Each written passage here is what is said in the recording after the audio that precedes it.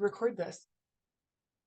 Oh, good thing I did that before we got into the meat and potatoes of this, huh? Here we go. So we'll be exploring the larger Crossroads initiative through these themes, right? So these are the themes that we are hoping that you will address in your application, okay? And these are specifically pertaining to Wyoming, right?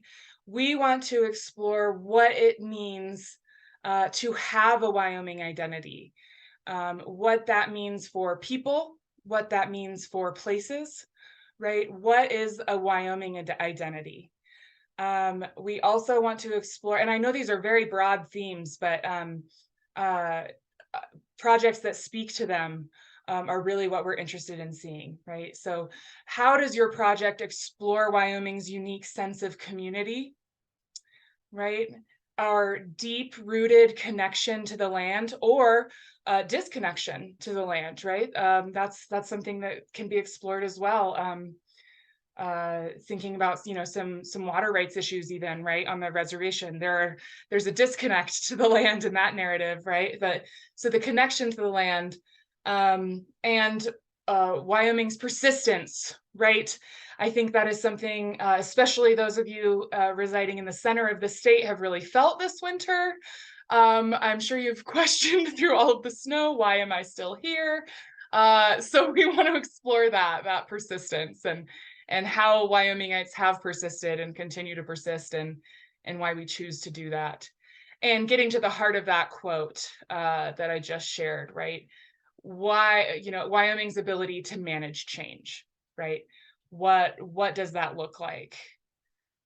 And then we get into the Crossroads goals of the larger initiative that we want to explore.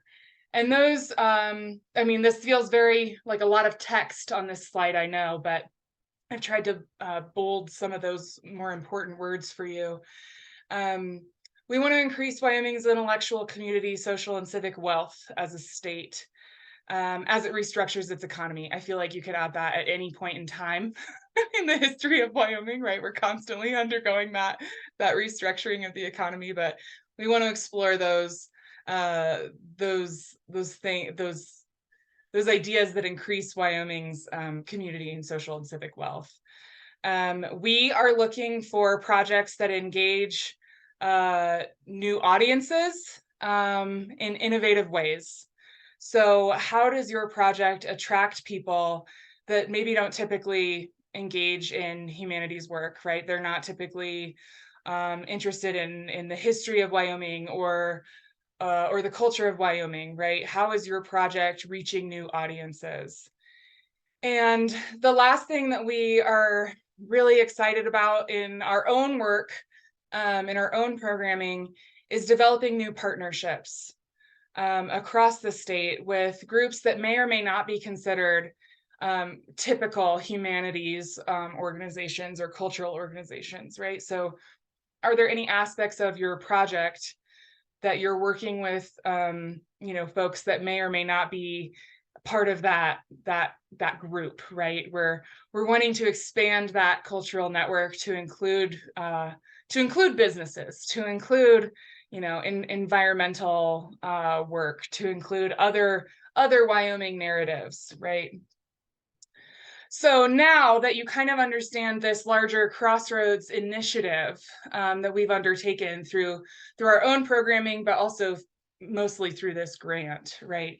I want to get into a little bit more of the eligibility and requirements of this Crossroads grant. So the organizations that can apply are those that are typical of all of our grants, right? So that includes nonprofits, institutions of higher education, which are, you know, community colleges, as well as the University of Wyoming, obviously, local governments and tribal governments, right? So your Chamber of Commerce, a library might even fall under a local government in some cases. And then, of course, you know, tribal governments, anything happening on the Wind River Reservation that's been, you know, gone through their government or through a nonprofit, right there as well. If your organization does not fall into any of these four categories, there is an opportunity for fiscal sponsorship. And if that is something that maybe applies to you, we can certainly talk about that at any time. But essentially that is like, for instance, we awarded to an organization who was working on their nonprofit status, right? They hadn't yet received that status, but they were doing humanities work, and they were partnering with a nonprofit to carry out that project and that program. And so we were able to work with that nonprofit as the fiscal sponsor to award grant funds to the project, right? So that's an opportunity as well. But again, if that applies to you, please reach out. We can talk about that at any point, right? And again, getting back to that goal 3 that we talked about on the last slide, we are interested in supporting those clear humanities-focused organizations, right? Your historical societies, libraries, museums, institutions of learning, right? But we are also interested in supporting non-humanities organizations to grow that audience and to develop those new partnerships. And so if you are a non-humanities organization, but you are doing humanities work, putting forward a project that expands that Wyoming narrative, touches on Wyoming's culture, that's great. We would love to see something from you. And then a couple of requirements of the application that I always like to really drive home and point out is that we do require on all of our grants, as well as our own programming, the involvement of humanities scholars or experts. So this definition has expanded in the last couple of years. So historically, we required humanities scholars to be a scholar, someone with an advanced degree in a humanities field, right, in history or literature, philosophy, or any cultural studies, right? We have recognized that doesn't necessarily always serve the organizations and communities of Wyoming well, and maybe it doesn't always serve the particular project that you're doing well. So we have expanded that definition to include what we're calling experts, and those are folks that can demonstrate time and expertise in their particular field. So, for instance, this particularly applies to tribal communities, right? Tribal elders are certainly humanities experts for their tribe, for their nation. But also, a saddle maker in Sheridan that has 20 years experience making saddles, who learned from someone with 70 years experience, may not have a master's degree. But that does not discredit them from being an expert in their field. And so I think it's really important to keep in mind, if you are choosing to use experts in your application, you really help us understand the qualifications of that person. What makes them an expert? What makes them an expert specific to your project, the content of your project, right? And don't be surprised if we have questions about that, right? About that person, about their experience. But we feel that it's a very important step for Wyoming, for Wyoming granting, to include this new level of humanities scholar and expert. The next requirement I always like to remind folks of for all of our grant opportunities is that we do require a cost share. If this term is new to you, that is a 1-to-1 match. So essentially, for every dollar that we award through a grant, we require that the project contribute $1 to the project, right? So that dollar can be actual financial, here is $1 that we have contributed, or it can be in kind, is what we call it. So, think, for instance, if you're doing a digital media project and you are, someone is letting you borrow their equipment, that has a value to you. And that value can be documented as an in-kind match reasonably, right? within a reasonable amount. But so in-kind is certainly helpful in a lot of ways. But know that when you go to apply for a Wyoming Humanities Grant, we do require in the budget document that you outline, what you will use the grant funds for. But then we also ask you to project your cost share. So how much are you contributing to the project? We want you to have that kind of forethought in the application process. So if you have any questions about cost share, please let me know. I know that there are some things that we, always have questions about. So just let me know. Email me, call me, whatever. So then let's move on to the actual grant award details of this Crossroads grant, right? So you can request up to a $10,000 maximum award. That said, don't feel any pressure to request the full $10,000. If it's more appropriate for your project to request 3 or 5 or 7, that's great. And again, I think what you request can somewhat be informed by the amount of cost share, right, that you can provide. So keeping that in mind. And it's also important, I like to let people know this too, the committee doesn't favor any application based on the amount requested, right? So they're not going to favor a $3,000 request versus a $10,000 request necessarily, right? It's not about the amount requested, it's about the content, right? It's important to know that the committee can decide to issue partial awards. So for instance, and this can be dependent on availability of funds or just simply the scope of your project, right? If they feel that what you have requested is outside of a humanities scope, but part of your project is well within a humanities scope, they may decide to only award what they feel is, crucial to the humanities aspects of the project. They may also decide to award a partial award simply based on the availability of funds, right? So if there's a lot of really fantastic projects and they want to support all of them in some capacity, they may choose to do that through a partial award.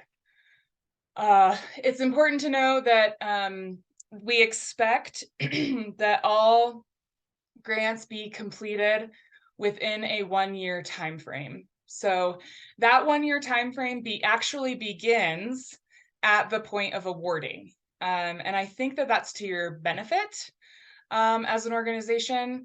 That by no means says that your project can't begin in, April or May.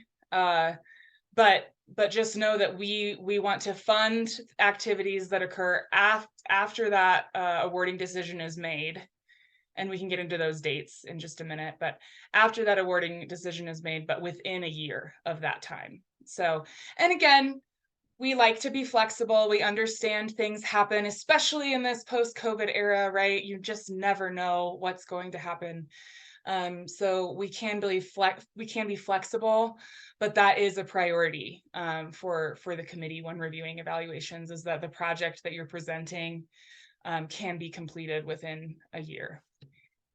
And it's important to know that these Crossroads grants are competitive, right? So there is a limited amount of funds. This funding for Crossroads grants is made available through state parks and cultural resources with the state of Wyoming. That funding changes every 2 years. We never know exactly how much we're going to get. So how much we have to award changes. So the availability of funds is what determines the competitive nature of the grant, as well as, of course, just the sheer number of applications, right? My hope and my goal is that every single one of you on this call puts forward an application, right? And that this is a really competitive cycle, and that the grants committee has a really difficult time choosing what to support. That is my goal.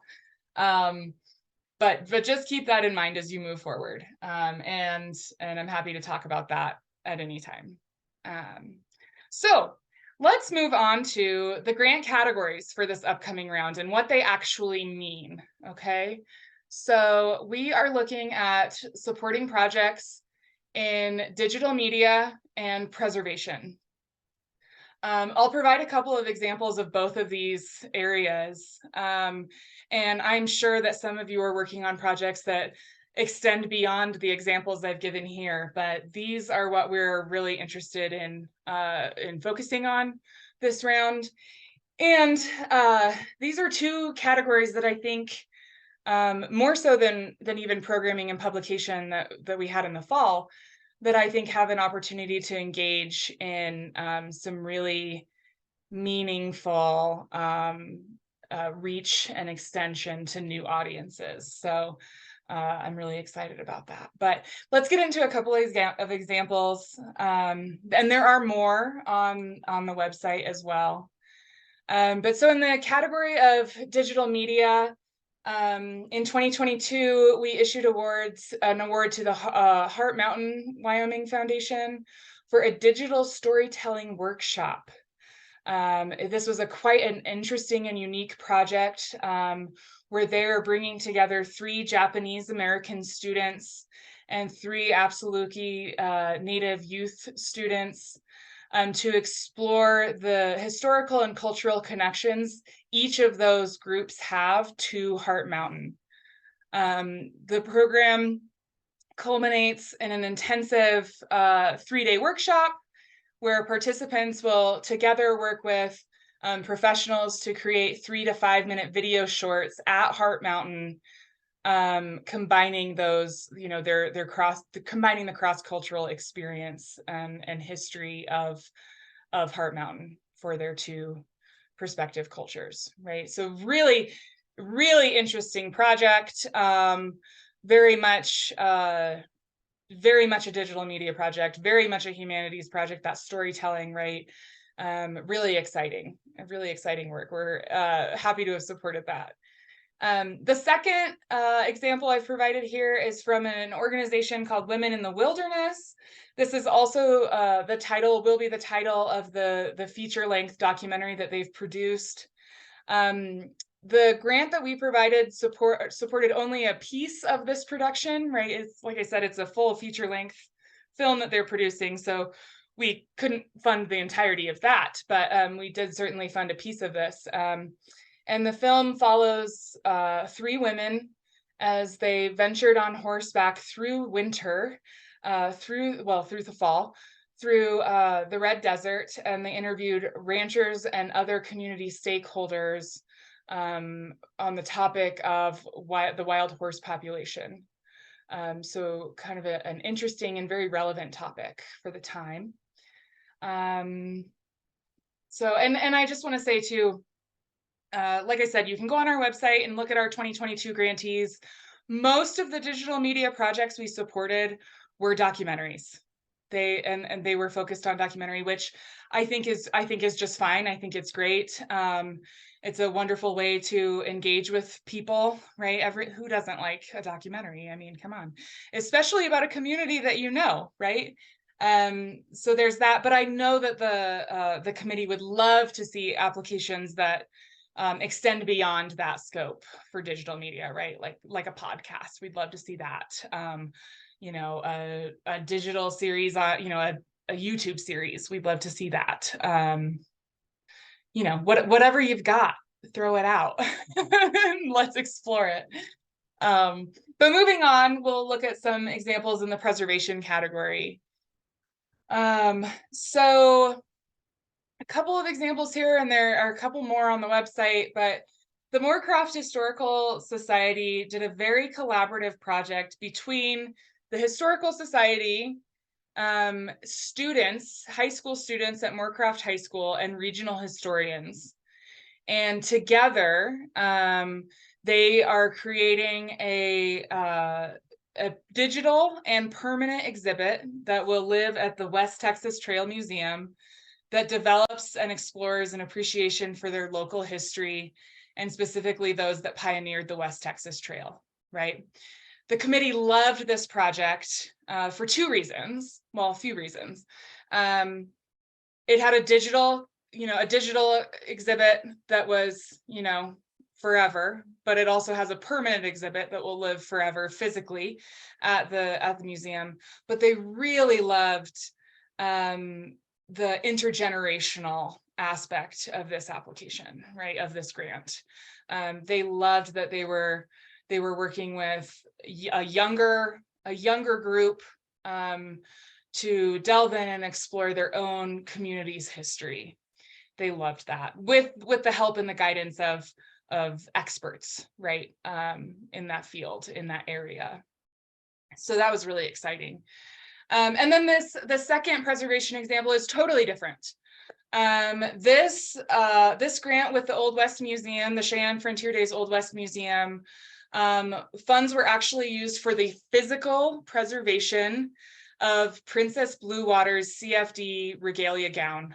Princess Bluewater was a Sioux Native Indian performer at Cheyenne Frontier Days who performed from 1930s into the 1960s. She wore an incredible garb, right? That was very indicative of her culture and where she came from, to share that culture with audiences at CFD. This grant supported, like I said, the physical preservation of that dress, but also a permanent display case and interpretive materials for the exhibit. With this grant, I like to note that the committee did place conditions on this grant, and that is something that can happen. And, if you were to be awarded a grant and the committee places conditions on it, it's really up to you whether or not you accept those conditions, right? And whether or not you want to follow through with the awarding of the grant. But CFD did, and the committee decided that they wanted to ensure that any interpretive materials provided for this project were created and presented in consultation with the appropriate Native American representation, right? They wanted that to be very thoughtful. They didn't want that to be, they didn't want it to be an afterthought. Let's say that. So just a thought there. And then, of course, along the lines of preservation work, we supported a language preservation project with the Eastern Shoshone Cultural Center to digitize, to make digital 5,000 Eastern Shoshone words through a language app and online dictionary. That was very exciting. And there was, maybe what might be considered a more standard preservation project, which was an oral history project, right? An oral history collection project, which was really, really fantastic. And I think is just wrapping up now. Really exciting work. And then I also want to say too, we haven't seen it, but I do want to encourage, we understand that historical preservation of spaces is very important to the Wyoming story and the larger Wyoming narrative. And so that is something that the committee would certainly be interested in seeing, right? If you are working on a historical preservation project of a space and you need funds to support, planning for that preservation or any aspect of that preservation work, that's something that the committee would like to explore as well, right? So maybe a little less public facing at its surface level, right? But very much in keeping with the humanities idea of preserving our culture and sharing our culture, right? So moving on, I want to share a little bit about the application process and some important dates for you to consider and keep in mind. So obviously applications are due April 14th. And then after that, Wyoming Humanities engages in maybe a little bit different process than you have experienced before with grants, and that includes an application conversation. And so this will take place over the span of 2 weeks. Application conversations, essentially what the process is I take a look at your application, I review it, I review its content, I review the budget, I make a list of questions, clarifying questions or things that I think need addressed to to explore and expand the humanities content of the proposal, right? Any budget questions I have, right? Like, why are you asking for this and not that? Or why aren't you asking for this and when you could, you know, those kind of questions. But the application conversation then is me taking those questions to you, the applicant, and the humanities scholar or scholars involved in the project. We all sit together on a quick 10 to 20 minute Zoom, and that conversation is recorded. And it's an opportunity for you to really expand on your application, expand on your project, right? So while you have a word count in the application, you know, that you can go beyond that, obviously, in this conversation. You can tell us really what this project is about, help us understand its entirety, and hopefully give you the opportunity to share your passion for the work that you're putting forward, right? And so then those application conversations will be recorded and they will be shared with the Wyoming Humanities Grants and Programs Committee as part of their evaluation. So they will be evaluating your written application and your application conversation at the same time, right? So the two combine forces to create a super application for your project. And that is what the committee will evaluate. We have given the committee an entire month to conduct their evaluations, and that's for a couple of reasons, right? We honestly don't know how many applications we'll see. It might be 8, it might be 24, right? They may really need that full month to delve into doing the really hard work of evaluating these materials. And I want to say that any awarding decisions made are made by the committee alone. So I don't get to say, which is probably good, because I would fund everything if I could, or nearly everything, right? You're all doing really incredible work around the state. But so I don't have any say, which is kind of good for me, because it allows me the opportunity to support you in the application process. So please don't hesitate to reach out to me. I am more than happy to review application materials at any time. That includes narratives, that includes budgets, that includes, you know, talking about your scholars and your experts and whether or not they're appropriate for the project, right? Any piece of the application, I am happy to talk about before you hit submit. Anything after you hit submit, it's a little more challenging, right? So please reach out and let me know. And then the last date to keep in mind is the week of June 5th through the 9th. Ideally, this will be the week that we will announce our award decisions. So hopefully you will get a phone call from me saying that you've been granted a Crossroads grant. And then this is that when that year time frame begins, right? So keep that in mind, that from June 23 to June 24 is when we like to see those projects completed, right? So I am sure that there are questions, and I want to look at those in the let's see, let me get to the chat here. Okay, so awesome. Thank you, those of you that provided little bios. I really appreciate that. Barry, it's so nice to meet you. I've heard about you just recently. Who was I talking to? I can't remember. Might have been someone with the Wool Initiative. Wyoming Wool Initiative. Yes, that's exactly right. Stewart. Yeah, fantastic. So awesome. Like I said, I want to answer any questions you all have. If you want to drop them in the chat, or if we want to step back and I can stop sharing my screen and we can answer some things together, I'm happy to do that. Before I stop sharing, I want to just flash up my contact information. All of this will be in the email that I send to you shortly after this conversation. I will be sending you the recording of this, as well as a link to our website, a link to the online grant portal. If you're not familiar with it, please let me know, reach out. happy to walk you through that website. And I will also be sending along a little evaluation, a 5-question evaluation. It's really just for me to gauge how helpful this was to you. If there are any, improvements I need to make for the next time. And then also available at our website, I have here listed, you can schedule a 15-minute conversation with me through our website anytime. It's linked with my calendar, so if I'm unavailable to meet, that time won't be available to you, right?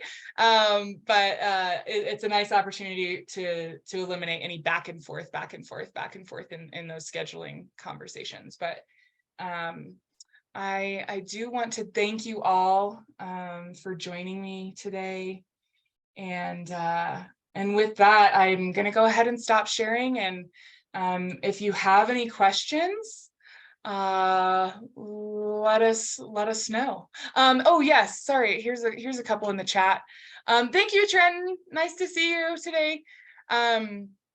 Yeah, so projects should be done by June 2024, or within the month of June 2024, ideally, right? Of course, like I said, we're very flexible. We have that luxury at Wyoming Humanities to be flexible, and so we try to be whenever possible.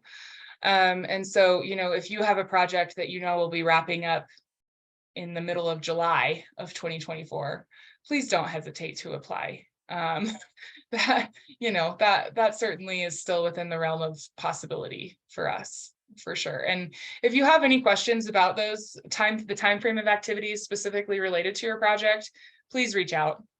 I hope I've made that very clear in this conversation. I want to be accessible, as accessible as possible, right? Oh, thank you so much. Yes, of course I should have mentioned this. There will be a final report at the conclusion of the grant, right? So the final report is very straightforward, and maybe those of you that have received grants from Wyoming Humanities could speak to that. But how did the project go? What changed from what you proposed? We take a pretty hard look at your budget, right? How were the dollars spent? Were they spent in alignment with what we approved? Did they change? What aspects of the project worked well? What aspects of the project didn't work well? Why, right? Why did that happen? It's as much self-reflection for the organization and the project as it is for reporting to us, I think. And we try to do that in hopes that whatever you continue to do in the future just grows on itself and becomes better and better and better, right? So yes, thank you so much for asking that question. That's a very, very important question. Yeah, but it is a final report, and again, I am accessible. So if you get in there and you're looking at it and it's confusing or whatever, you can always reach out to me and let me know. I'm going to take a quick look on our website. For those of you interested, there is a sample final report. So if you want to make sure that you're not biting off more than you can chew, right? Or you just simply want to know the expectations of what will be required of you at the end of the grant, that's a really great place to start, is by reviewing that final report, that sample final report, right? Yeah. And again, all of the information I shared today is available in an overview document on the website. I hope that this was easier to digest, maybe, than a PDF, a black and white PDF. But there's also a sample application. So if you're really not sure, if you even want to, take the time to get into the grant system and, build your organization profile, build a user profile, you can take a look at the sample application ahead of time and decide whether or not it's worth it for you. There are frequently asked questions that you can explore on the website as well. And again, a list of our previous grantees. which I think is always really useful. Those descriptions are short and sweet, but if you have any questions about those projects or the scope of those projects, I'm happy to answer those questions as well. Yeah, so do we have anything else? I'm looking at messages coming through. I'm not seeing anything. Oh, let's see. How much total funding is available for all projects? Thank you, Barry. So again, these funds are made available by the state, so not nearly as much as I would prefer, not nearly as much as I would like, right? Full disclosure. But for this round, we have $60,000 available to award. So if we were to fund projects in the full maximum amount of $10,000, that would be 6 projects. You know, of course, it depends on the project, it depends on the ask, it depends on, you know, how many projects come through that the committee wants to support. You know, maybe they'd rather support 12 projects at $5,000, right? It really just depends. Is there pass-through limitations from NEA? So we're affiliated with the National Endowment for the Humanities. And so the limitations for us with fiscal sponsors may differ from the National Endowment for the Arts. I'm not 100% sure on that question, David.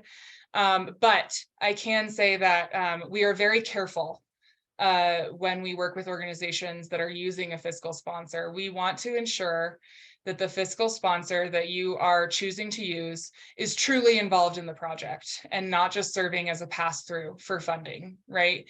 We want to know that they are involved. And so in order to make that clear and clarify that, we do request a letter from fiscal sponsors demonstrating their involvement in the project. And I will often, prior to any awarding, I will often regularly reach out to fiscal sponsors, have just a brief conversation over phone or email, ensuring that they know about your project, that they're aware of what you're doing, and that they really are more than just a pass-through entity. So, well, like I said, David, I don't know if that is different than the requirements or limitations placed from the National Endowment for the Arts. That is what we do in the humanities. So a little more hands-on.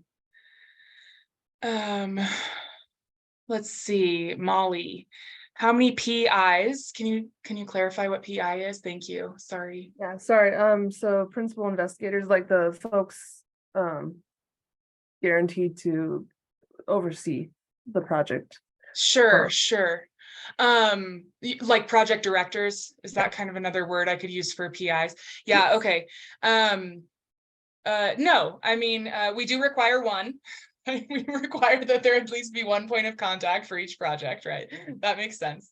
But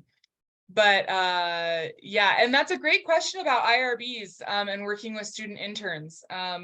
You know, I'll need to double check my federal regulations, but I don't believe so. I mean, we've supported projects that have worked with younger than college students before without any IRB interference, but I know that is certainly part of the research world, of course, and so I will look into that for you, Molly, but I don't believe there's any requirement there. Thank you very much. Great question though. Yeah, thanks, David. You're welcome.